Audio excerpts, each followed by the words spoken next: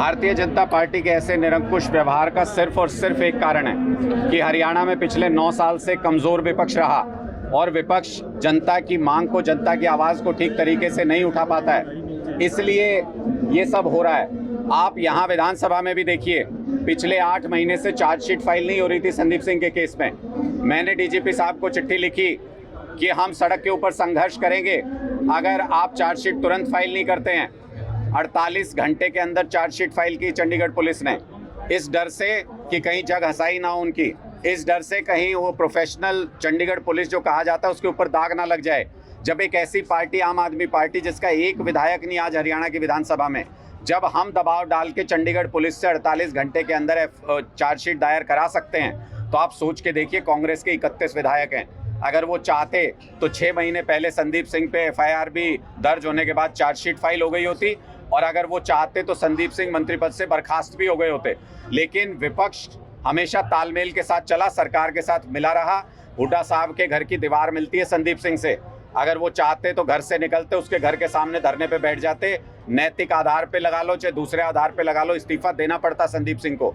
लेकिन नीयत नहीं रही विपक्ष की कभी भी जनता की आवाज़ उठाने की। अब जब इनको लगा कि आम आदमी पार्टी विपक्ष को भी कटघरे में खड़ा कर रही है, दबाव बन रहा है, जनता हमसे सवाल पूछेगी, तो आज जाके कांग्रेस के जो विधायक थे और विपक्ष के जो विधायक थे, उन्होंने इस मामले में मांग की सदन के अंदर, और जैसे ही मुख्यमंत्री ने कहा कि नहीं हम इस मांग को नहीं मानेंगे, तो चुपचाप से बैठ गए। इस तरह से सरकार की निरंकुशता को बर्दाश्त नहीं किया जा सकता।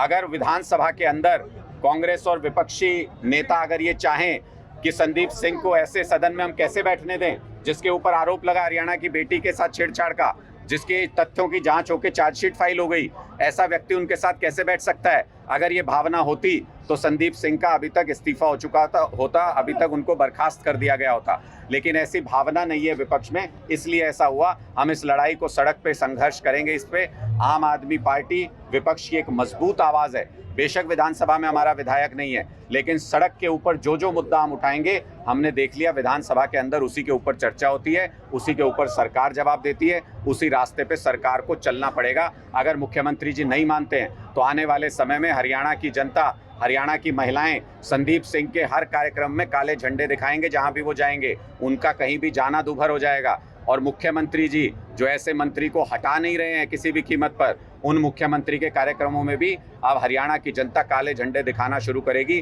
तब इनको आईना दिखाई देगा। किस मुद्दे को लेकर आज करनाल पहुंचे हैं? आम आदमी पर जो है कांग्रेस पार्टी लगातार है कि हरियाणा में कोई आम आदमी का खास दोनों पार्टी एक दूसरे का निशाना साधते हैं, लेकिन मीडिया में आप साथ हैं। मैं एक एक करके जवाब दे देता हूं कि आम आदमी पार्टी पे तो बीजेपी हो, कांग्रेस हो, इनेलो, जेजेपी हो, कोई नेता आजकल ऐसा नहीं है जो इंटरव्यू देते वक्त आम आदमी पार्टी, आम आदमी पार्टी, आम आदमी पार्टी नहीं रटता है। इसका सीधा मतलब ये है कि उनके पास भी मैसेज ये आ रहा है कि ऊपर ऊपर राजनीति बेशक वो कर रहे हो, लेकिन नीचे नीचे जमीन खिसक रही है हर पार्टी की। आम आदमी पार्टी के साथ आम आदमी जुड़ता जा रहा है इस डर के मारे। कभी मुख्यमंत्री स्टेज से बोलते हैं कि आम आदमी पार्टी का कार्यकर्ता है, इसको पीटो। कभी इनके कोई मंत्री कहते हैं कि हमारा कोई वजूद नहीं है। अगर हमारा कोई वजूद नहीं है तो चर्चा करने की ज़रूरत क्या है? अगर हमारा कोई वजूद नहीं है तो अपने हर इंटरव्यू में नाम क्यों लेते हो? अगर हमारा कोई वजूद नहीं है तो केजरीवाल क्यों जपते रहते हो? ये इनका डर दिखाता है और हमें खुशी है इस बात की। भ्रष्टाचारियों को आम आदमी पार्टी से डरना चाहिए। जो भी जनता का काम नहीं करने वाले नेता, उनको आम आदमी पार्टी से डरना चाहिए। ये डरते हैं, अच्छी बात है। तो गठबंधन में फिर आप साथ क्यों हैं? जब इतना विरोध है कांग्रेस का आप कर रहे हैं, दूसरी पार्टी इकट्ठे वहाँ क्यों इकट्ठे? देखिए, लोकतंत्र को बचाने के लिए एक 26 पार्टियों के अंदर ये सहमति बनी कि दिल्ली के अंदर जैसे ये बिल लेकर के आए जो पूरी तरह से 2 करोड़ लोगों का लोकतांत्रिक अधिकार छीनता है, चुनी हुई सरकार का अधिकार छीनता है, उसको लेकर के जो ये बिल लेकर के आए, अरविंद केजरीवाल जी एक एक पार्टी के नेता से पूरे देश में जाकर के मिले। उन्होंने कहा इसको जवाब देना ज़रूरी है। ये इंडिया की ही ताकत है कि आज़ाद हिंदुस्तान में पहली बार राज्यसभा के अंदर विपक्ष के 100 से ज़्यादा वोट पड़े।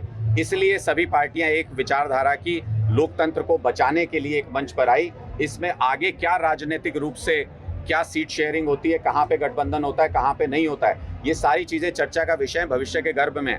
जब जब इन पे कुछ निर्णय होगा आपके साथ चर्चा करेंगे। आम आदमी पार्टी जमीन पर हर राज्य के अंदर हर विधानसभा सीट पर अपनी मजबूती से तैयारी कर रही है, अपना संगठन तैयार कर रही है। किस विषय को लेकर करना?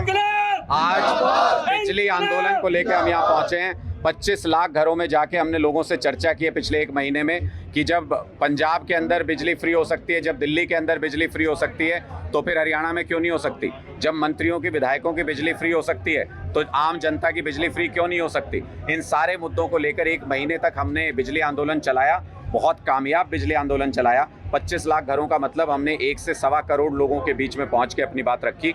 एक कामयाब आंदोलन चलाने के बाद आज ये समापन करते हुए हम एक पदयात्रा कर रहे हैं, हर डिस्ट्रिक्ट में कर रहे हैं, पूरे हरियाणा के अंदर कर रहे हैं। जहां धारा 144 लगी है उसको छोड़ करके बाकी हर जगह पर आम आदमी पार्टी के कार्यकर्ता आज सड़क पर उतरे हैं, अपनी ताकत दिखा।